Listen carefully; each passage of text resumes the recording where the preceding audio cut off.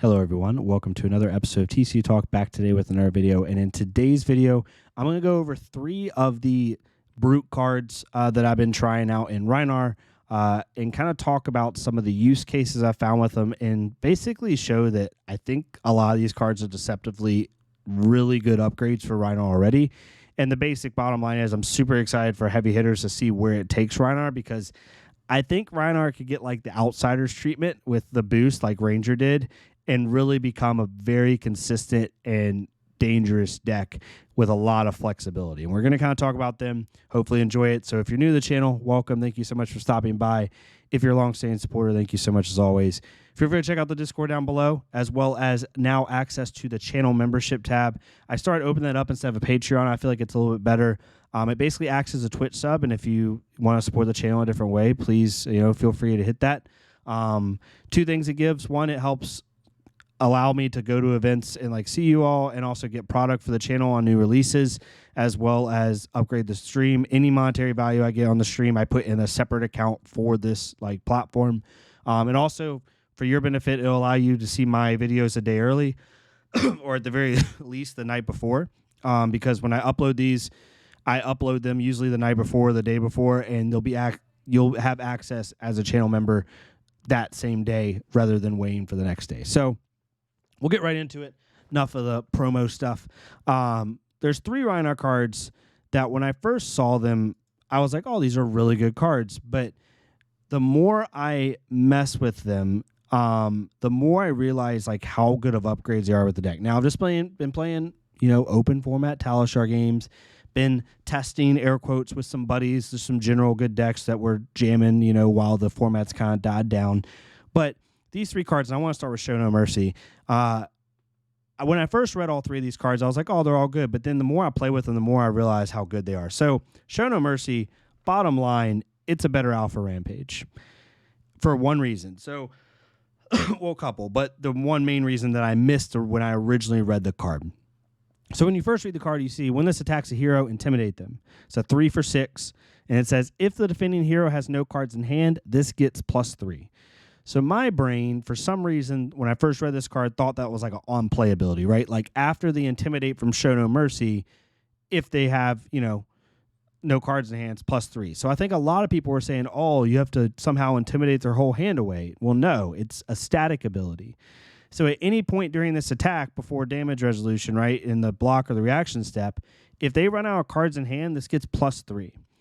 And that opens up so many play lines, right? Like the most obvious kind of pop-offy play line is on a Blood Rush turn, right? If you're able to like play Barraginine into Blood Rush into this, then all of a sudden you're getting really high value.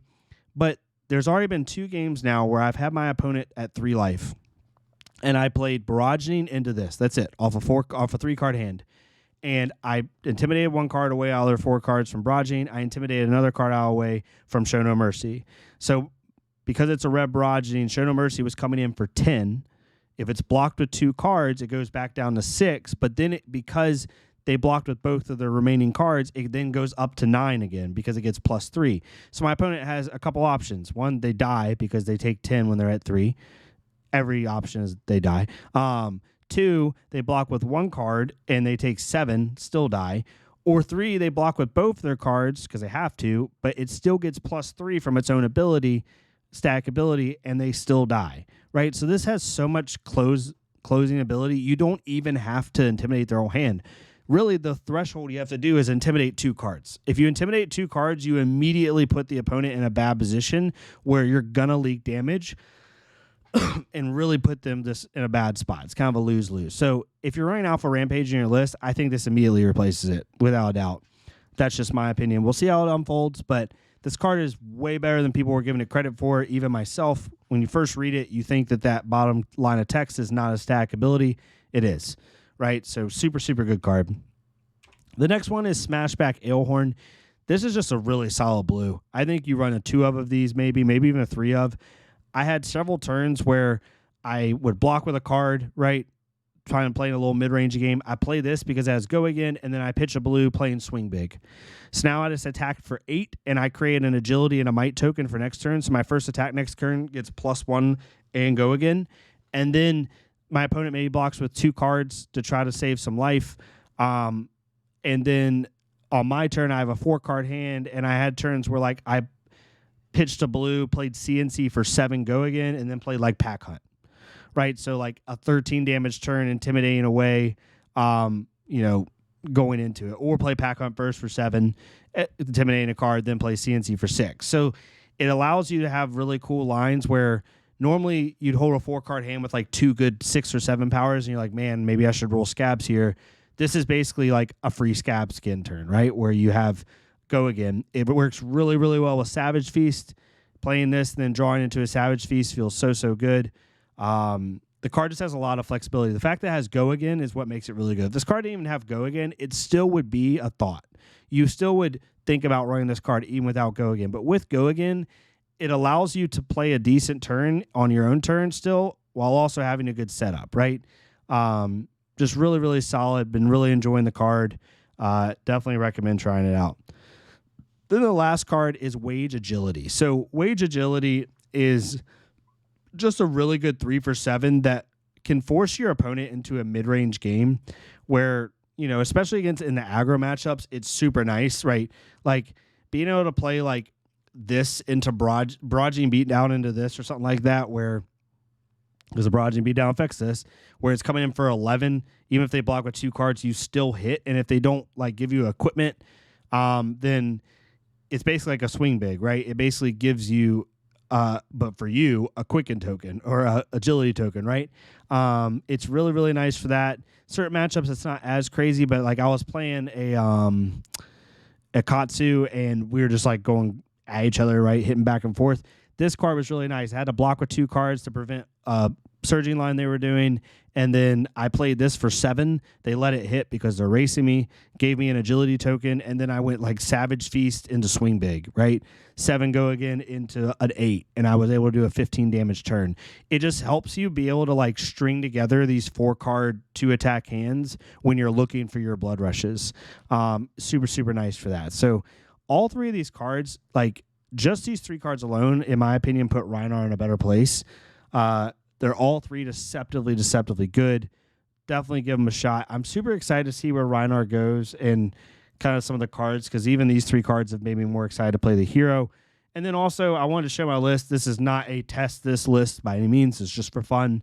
I'll link it down below in the description for you to try out in the open Talishar just for fun. But, I mean, just adding those to the list, Smashback Ailhorn, Wage Agility, and Show No Mercy has allowed me, and the sideboard I'm just playing with Ram stuff, but it's allowed me to have consistency. Agility is huge because it helps you string together tempo when you can't find your blood rushes early, and gives Rhinar a lot more damage consistency and flexibility. So definitely give it a try. I think the deck is going to write good spot, and I think I'm really excited to see if Rhinar ends up getting like kind of what Lexi got in Outsiders, right, with a bunch of utility stuff that puts him in a really good spot from a consistency perspective. Brute's been deserving of the spotlight for a while.